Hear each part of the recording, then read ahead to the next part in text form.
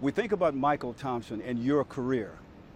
How would you describe it? Because it was great, and then it got even better. Yeah, I would describe it, and I've talked about this with my sons, about my career, comparing my career to theirs, their sporting career. And I said, boys, I was blessed. God has blessed me. From the moment I picked up a basketball, I was blessed. From high school through college, and of course, when I got to the NBA, I was blessed to be with the Portland Trail Blazers, to get drafted into the NBA. I was already felt like I was blessed beyond human possibilities. But then I got traded to my boyhood team, the LA Lakers. I couldn't believe my good fortune, my blessings, because I went from Portland, which I loved playing for and appreciated playing for and respected a whole lot. But now I got a chance to play with my idol, Kareem Abdul-Jabbar. I get to be in the same locker room with him. I couldn't believe it. So I felt like I had reached the epitome, the pinnacle of my career. The NBA is like, it's like looking at the beautiful Himalayan mountains, the Himalayan mountain range. A whole bunch of beautiful mountain ranges. We all know about the Himalayan mountains, the tallest mountains in the world, but there's only one Everest. And the Lakers are the Mount Everest of basketball. And you came right in, you fit right in. You weren't in awe of the surroundings. Yes, I was. Are you kidding me? I was so freaking nervous, I couldn't believe it. I mean, obviously I was around for 8 years in the NBA, so I was a long-time veteran. But I got to the Laker locker room, and first I saw my uniform that said Lakers on it, Thompson on the back. And then I look around the locker room and, whoa, Magic Johnson dress is there. Kareem is right next to me. James Worthy, Byron Scott, Michael Cooper, Kurt Rambis, A.C. Green. Well, he was a young boy from Oregon. I used to know him in high school. But I looked around the room and I said, I can't believe I'm on the same team with these guys, with these legends. I couldn't beat them, so I had to join them. And you became a legend in your own right. Yeah, I like to think so, at least in the Bahamas anyway. I'll take that. I'll take that. Maybe not in Lakerland. I can't compare to the legends up on the wall in Staples Center. I wouldn't even try to compare myself to be that. And the next Laker legend that will be on that wall will be number 21, Michael Cooper, when he gets inducted into the Hall of Fame in a couple of years, I believe. But yeah, I'm a legend in my island country back home, and I'll accept that. Because when I was growing up, the LA Lakers were the team of the Bahamas. Even though the Bahamas is 3,000 miles away, we all grew up idolizing and watching Jerry West and Elgin Baylor and Wilt Chamberlain, Gail Goodrich, all the Laker greats. And so when now one of their own island boys got to put on the Laker uniform too, man, that took me to even more legendary status in the Bahamas. You became a big personality then. Yeah, me and Sidney Poitier and Rick Fox, the greatest Bahamians. Oh yeah, we know that. As Shaq called him, Pretty Ricky Fox. Ricky. That's right. That team had a lot of fun. Your team had a lot of jokesters and pranksters on it as well, didn't you? Yeah, we did. We had to do some kind of stuff to humor ourselves because our practices were so hard. It was like being a Navy SEAL, how hard we practiced. And so when they had a time to be around each other and just goof around a lot, you couldn't read a newspaper around the guys in like in a normal fashion, because if you were reading a newspaper, because back in those days, we read newspapers. It ain't like today where everybody's just on their phone. If you read a newspaper around Michael Cooper and Kareem, they'd just snatch the newspaper out of your hand when you just didn't expect them to, and all of a sudden you'd be all startled. But yeah, those guys are pranksters. You had to have a thick skin to be in that Laker locker room, because if they see something they could pick on you for, they definitely are going to let you have it. Did they try to pick on you? No, I had no faults, so they couldn't pick on me. I used to tell them, listen, I'm the best looking, and next to Kareem, I'm the smartest guy in the locker room. So what can you guys finally find on me to pick about? Oh, that's quite a statement for you to make, especially that smart part. Especially the smart part. They didn't like that. Yeah. They wanted to kick me back to the Bahamas when I said that. But, you know, because of the way you fit in, you were one of many personalities on that team. Yeah, they made it so easy to fit in because my role was just to come in and help out. I didn't have to worry about carrying the team, obviously. You had Magic and Kareem and Worthy for that, and sometimes Byron Scott. So Pat Riley defined my role for me, and I prided myself on understanding the game and being a smart player, so I was able to fit in seamlessly.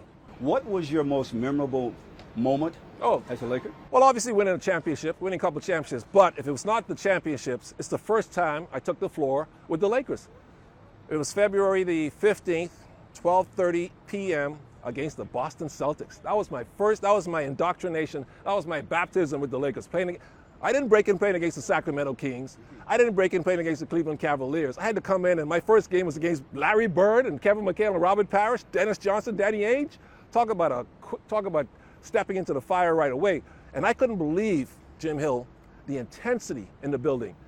You could, the energy, the electricity in that building, when we ran out for for warm-ups. You couldn't cut that with a steak knife. It was so thick. It was amazing. You were major personalities in a city of major personalities. You know, LA has all the superstars, sports superstars. We got great Dodgers, great Rams back in those days, great Raiders that came here through here. But no matter what, no matter who comes through here, the Laker greats will always be number one in Los Angeles.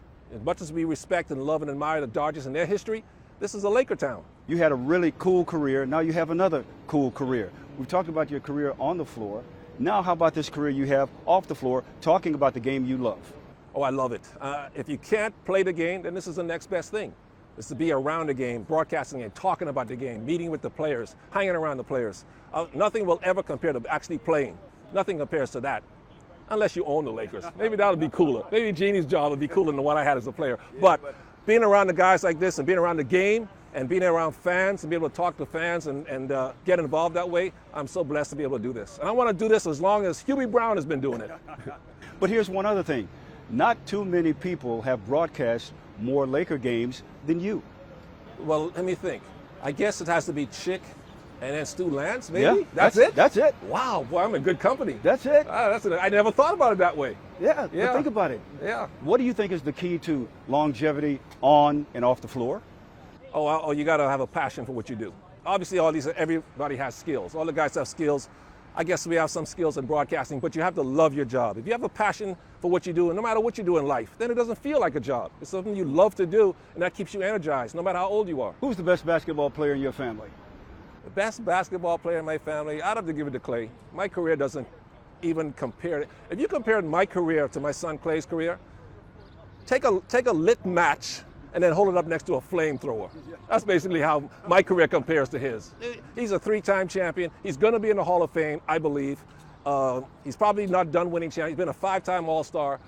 I didn't accomplish any of those things, except I won a couple of championships, but not as a lead player like he has. Are you in awe of him? Oh yeah. I'm in awe, kind of. I kind of told him this was going to happen though to him, Jim. After a game in high school, and he was a junior, he had a really good game, and I said, Clay, you know, if you keep a passion for this game and you keep respecting this game, respect the talents that God has blessed you with. He's around 16 years of age. I said, you're going to be in the Hall of Fame someday. He looked at me like I was crazy. What? I'm just trying to play varsity basketball here. I'm not thinking about, but I say, I'm telling you, Clay, you've got the skills to be a Hall of Famer. So to see what he's doing, to see what he's accomplished, yeah, I am impressed by it, but I kind of expected it. What did Clay get from you that has made him such a great player? Probably a shooting touch. I could shoot. Everybody laughs at me, says, But I'm laughing now. Yeah, I mean, I shot 50% for my career, which I keep reminding him of. And they said, well, you didn't shoot threes. I said, we weren't allowed to shoot threes back in the 70s and 80s. Big men were supposed to stay in the lane. Now big men go outside and shoot threes. I said, in practice, I could shoot them, but Pat Riley wouldn't allow that. He had his 3 designated three-point shooters, Magic, Byron, and Michael Cooper, and the rest of us were supposed to stay inside the lane. But I think they got a shooting touch from me. Mychal Thompson, Laker legend. That does have a nice little ring. Oh, that does sound good. I'll take it. If you say it is Jim Hill, that means that validates it. I'll take it.